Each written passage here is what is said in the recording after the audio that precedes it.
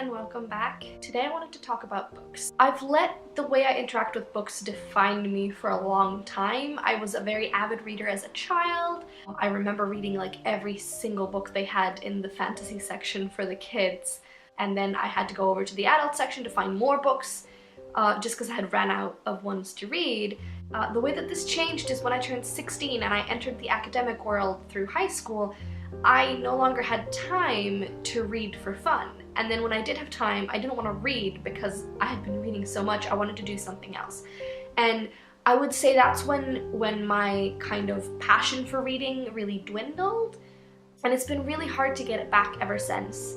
I usually, the stuff I read more blog posts, like fan fiction, like stuff that isn't an actual book that I have to get invested in.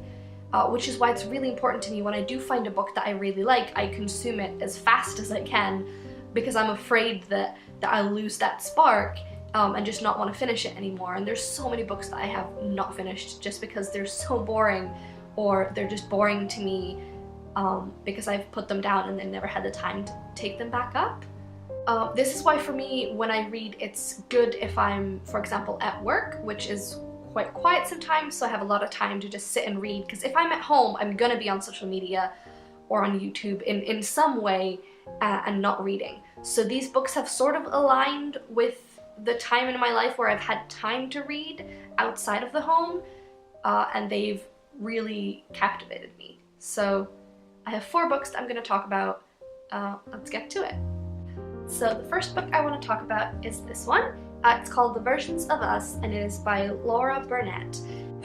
This book. I bought this at a charity shop with my mother when she was visiting, and I had seen it everywhere. I had seen this cover in so many places, and I was like, you know what, fine. It seems like it could be interesting. I'll buy it, even though I was scared that it was going to be something that was just not going to interest me at all, because it was like a love story, and I prefer stuff like dystopias and fantasy books and stuff like that. I started this yesterday when I went into work, and I read it all throughout work. I read more at home while I was eating, then home on the couch, and then when I got back home from being out, I stayed up till 2:30 in the morning to finish this book just so that I could talk about it, and also just because it was so good. Basically, it's the story of 2 people and their lives and how they intertwine if one moment had 3 different options as to how it could have happened. And so it goes through version 1, version 2, version 3, like chapter by chapter, if that makes sense. So there'll be a big event like a birthday party, and it'll go through what would have happened if version 1 had happened, version 2, version 3. So it continues the story.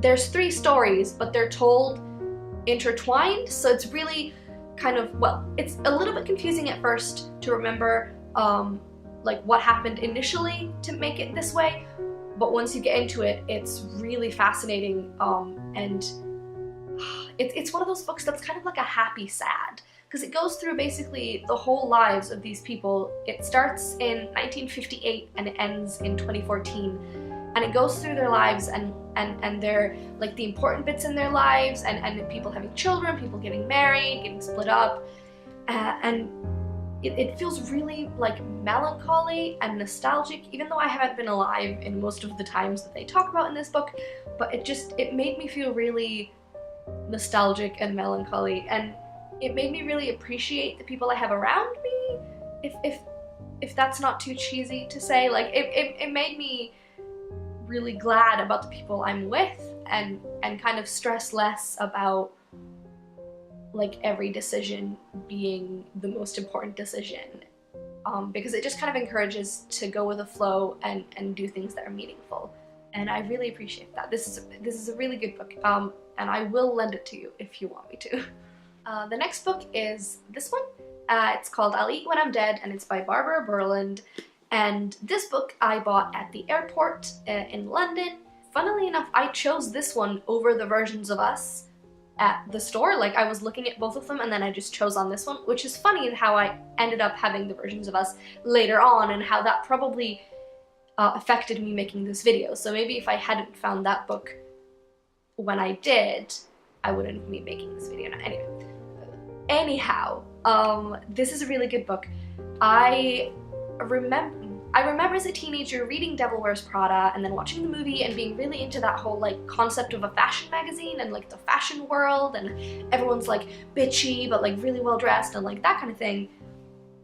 This book is like that, except it's modern, it's up to date, it's really sarcastic, it kind of sort of parodies itself, it really cuts through all the bullshit, and it's fascinating. Like, the story is really interesting and it really picks up enough that I could not put this down. Again, I was at work reading this because it was just really captivating in that way. It's sort of like a crime mystery story, but it's set in that world of fashion and social media, and it's really, really cool. Like, I found myself relating to the characters even though they are all like upper class, rich fashion women. But it was really funny. There was a lot of funny bits in it as well. So I suggest this for anyone who likes Devil Wears Prada, because it's kind of like an update of that and better in a way. Like, it's shorter, it doesn't ramble on as much, and it doesn't end how you think it'll end. So that's always good. My third book is this one, which is How to Ruin Everything by George Watsky. Again, this book has a story behind it. I remember listening to Watsky's music back in high school, and then finding out he had a book, and then I had saved, like bookmarked the book and taken a photo of it, and wishing that I could buy it at some point, and then I totally forgot about it. And I only re-remembered when I went through my bookmarks to find something that my flatmate's mother could get me for Christmas, because I was visiting their family, and I was trying to find something that was just easy to get, like a book.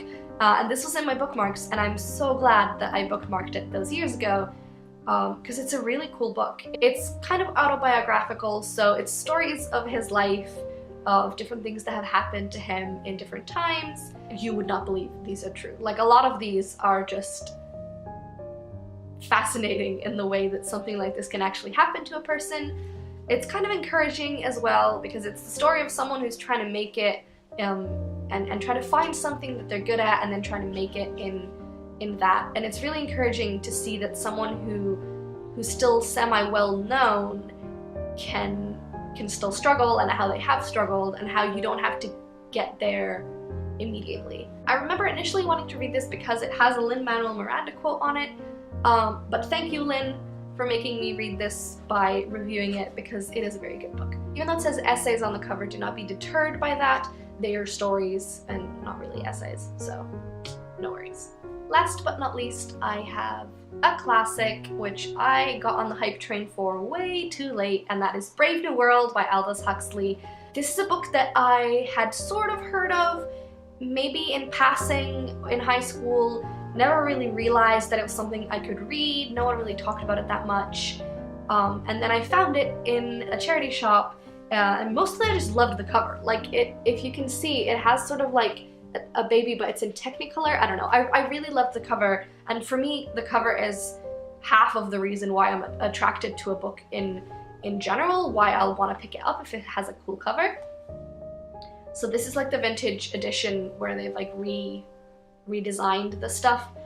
But yeah, I read the back and I was like, this is like 1984, except everything I wanted in 1984 and none of the bits I didn't want in 1984. Like, it's less of like the dictatorship kind of Russia-Stalin stuff and more of just like dystopia where people are manufactured type of thing. And I adore dystopias. I love them, and it frustrates me so much when I was trying to read a lot of dystopias as a teenager, and most of them had a female protagonist, which is not a bad thing, but it would always end in her finding probably two guys and then trying to like find out which one she loved, and the whole like dystopia thing took a back seat. And I would rather that they take the whole dystopia thing and give it a front seat and really like show how those things happening in the world, why they are happening, what they're affecting, and like their reasoning. I could not put this book down. It was so good.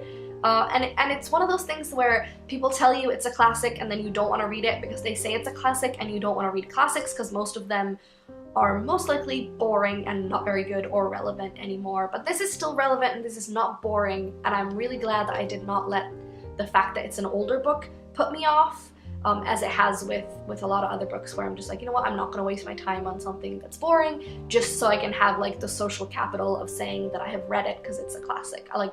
I don't need the social status of reading boring books that are considered classics. But I'm really glad that I read this. That's all the books I have for today. To be honest, I've read these 4 in like the last 6 months maybe, and like 4 books in 6 months is not like impressive. I remember I used to read like 2 books a week, and it was crazy. At this point in my life, it takes a lot for a book to be good enough for me to want to put other things aside to read it. Like the fact that I came home from work and instead of being on my phone or checking my social media, I spent 2 hours just reading this book on the couch, and that has not happened like ever, especially since I was 16. So I'm really happy that I found these books, and I hope that if any of you have the same issue with like properly reading stuff again, I hope you could try any of these books and see if they kind of give you that same euphoric feeling as they gave to me.